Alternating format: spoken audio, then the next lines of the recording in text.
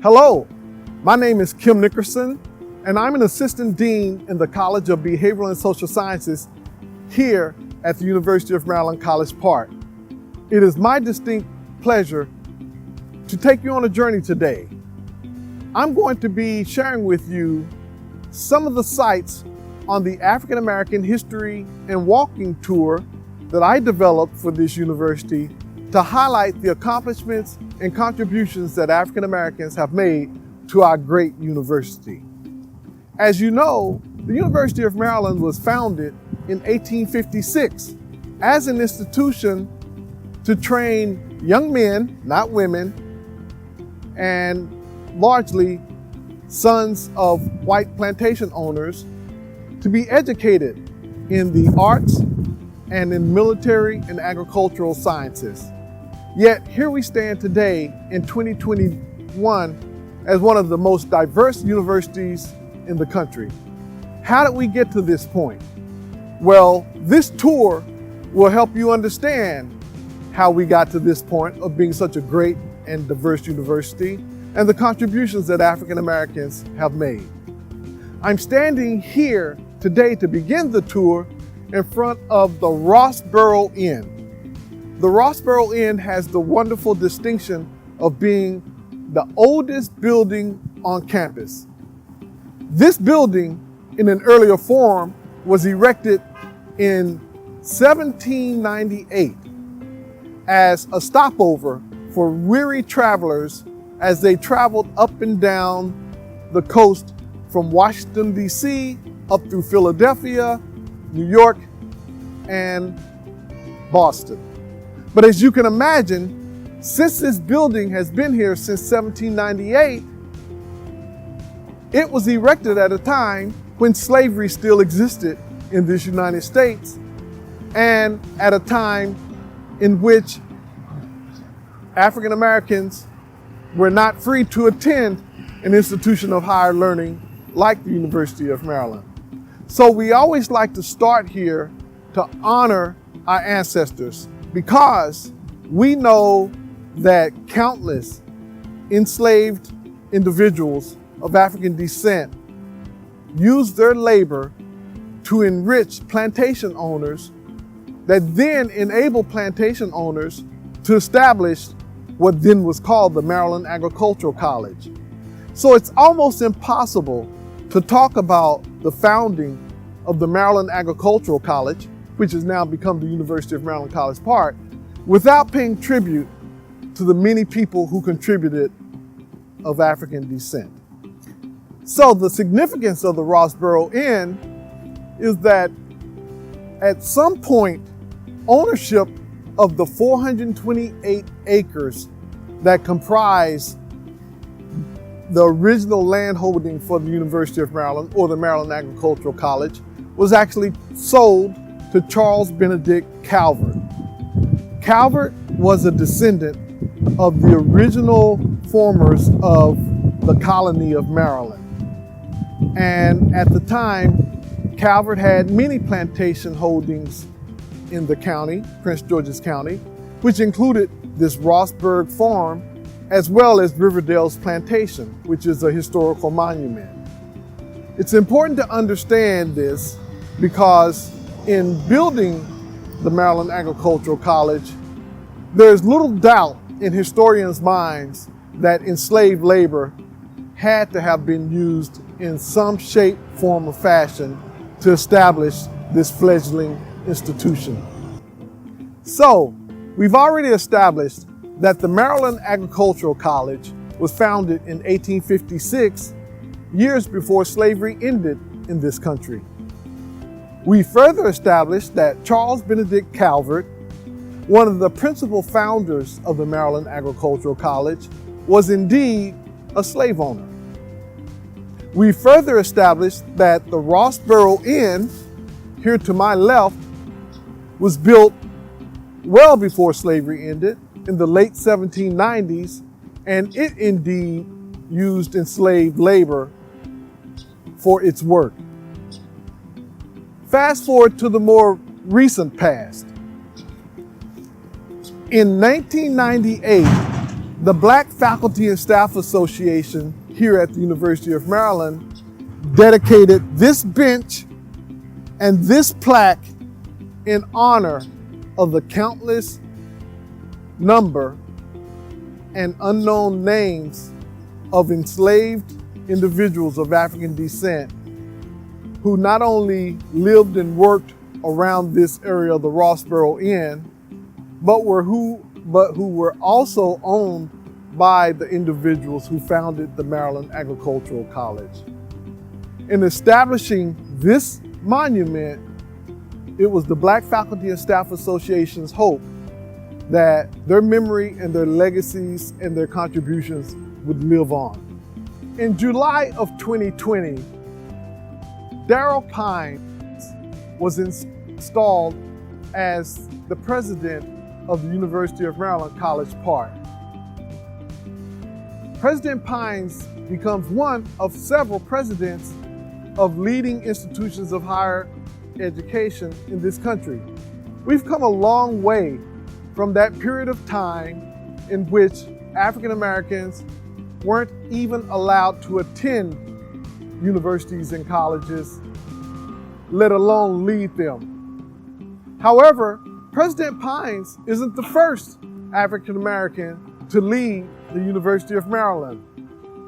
From 1982 through 1988, the University of Maryland College Park was led by Chancellor John Brooks Slaughter, another African American engineer like President Pines.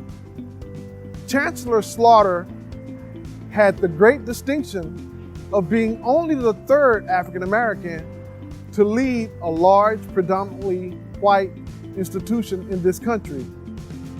His predecessors were Francis Healy in 1874 at Georgetown. In 1969, Clifton Wharton was installed as the president of Michigan State in 1969. But back to Chancellor John Slaughter.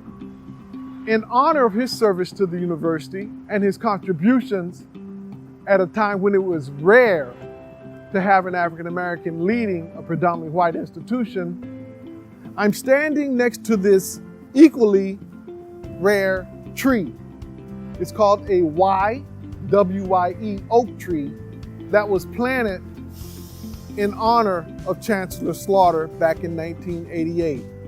Here below the tree, you see a plaque dedicated to Chancellor John Slaughter, and this tree happens to sit right in the shadow of what then was the president's office, right behind the main administration building. One of the unique attributes of our U.S.-style democracy is the right of the people to assemble and to publicly express their displeasure with the power structures, policies, practices, and laws through peaceful protests and demonstrations.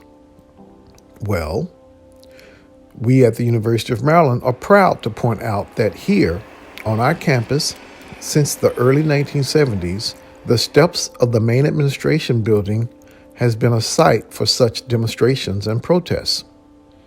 African Americans, joined by many other allies at times, have consistently used the steps of the main administration building as a site to argue for a more diverse and inclusive campus. For things like calling for greater diversity in admissions, calling for more programs and services to better serve African American students, or to advocate for social causes like disinvesting in South Africa in the 1980s, or for social justice causes over the past few years. So, the steps of our main administration building should invoke a sense of pride and remembrance that the African American students, staff, and faculty have asserted their voices to make this university a better place.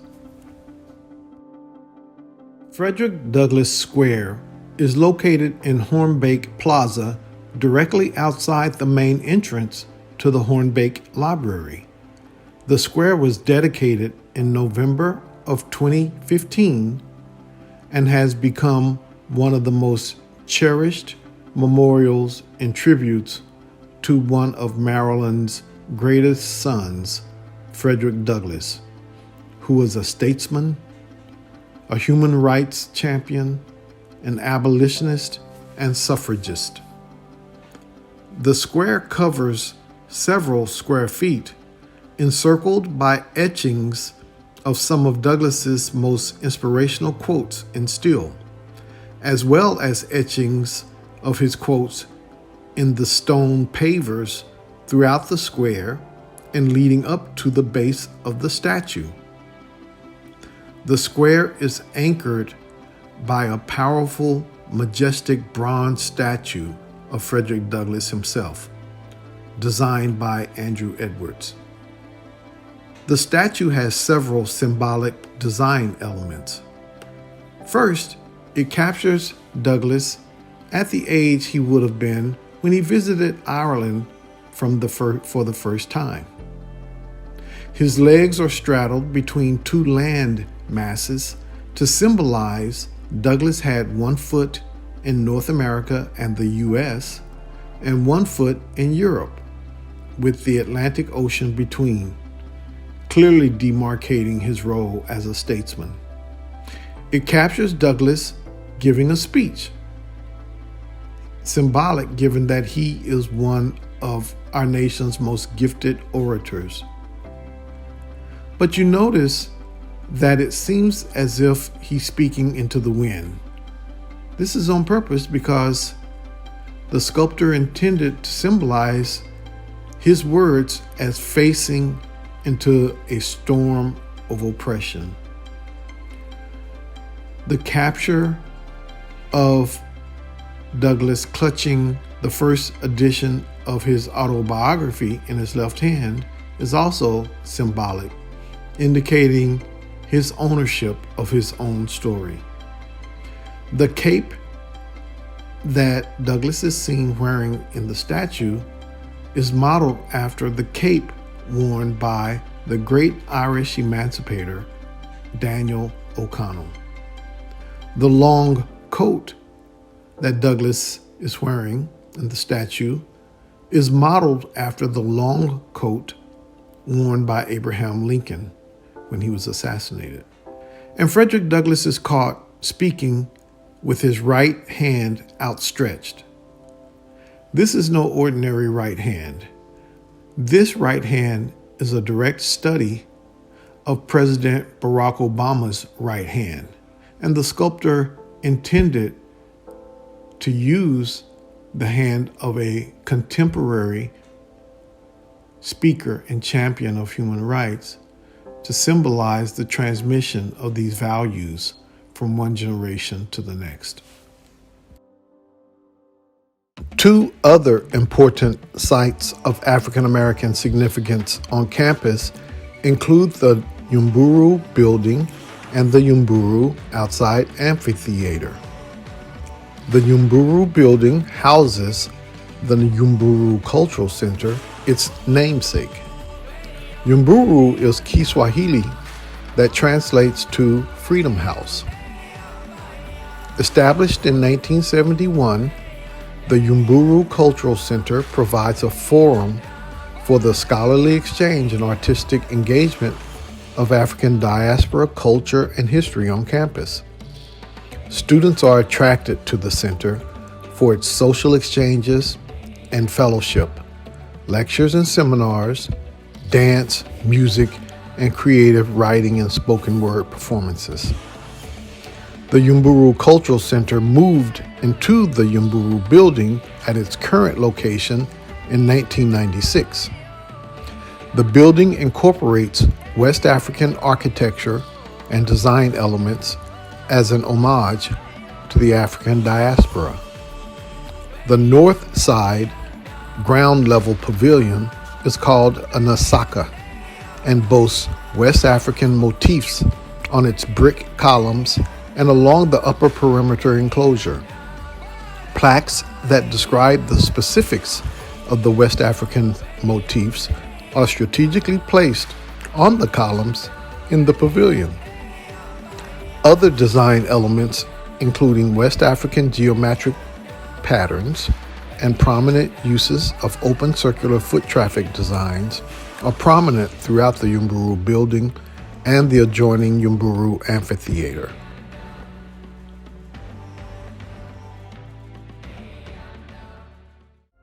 The Maryland Agricultural College was chartered in 1856 and enrolled its first students in 1859. The first African American students allowed to enroll full-time and to take all their classes on this campus that we now call the University of Maryland College Park were not allowed in until almost 100 years after the initial charter and first students of the Maryland Agricultural College. Hiram Whittle was admitted in 1951 as the first African American male, and in 1955, Elaine Johnson, now Elaine Johnson Coates, was admitted and recognized as the first African American. You can find photos of them when they were students in the Stamp Student Union. Recently, these two pioneers have been recognized for the roles they played in desegregating the University of Maryland. The Johnson-Whittle Scholarship has been established in their names. Honorary degrees were conferred to them in 2020.